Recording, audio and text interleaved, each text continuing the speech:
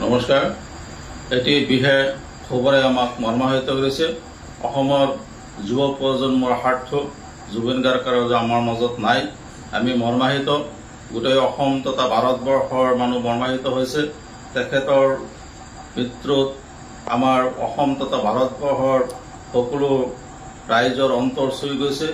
তেখেতৰ নিচিনা মানুহ এজন আমাৰ আৰু পাবলৈ নাই। আমাৰ অসমৰ বহুতখিনি ক্ষতি হ'ল আৰু তেখেতৰ আত্মাৰ সদ্গতিৰ কাৰণে আমি কামনা কৰিছোঁ আৰু তেখেতৰ নাম স্মৰণীয় হৈ থাকিব। অসম চৰকাৰে যথেষ্ট চেষ্টা কৰি আছে তেখেতৰ মৃত্যুৰ পিছৰ পৰা। অসমৰ সন্মানীয় মুখ্যমন্ত্ৰী খবৰ লৈ আছে কেনেকৈ কি কৰিব পাৰে আৰু আমাৰ এই অসমৰ যিটো শান্তি সম্প্ৰীতিৰ বাৰ্তা কৰি অনা আপোনাৰ যুৱ প্ৰজন্মৰ স্বাৰ্থ আৰু কণ্ঠশিল্পী আপোনাৰ জুবিন গাৰ্গৰ মৃত্যুত অসমৰ বিশেষ ক্ষতি হৈছে।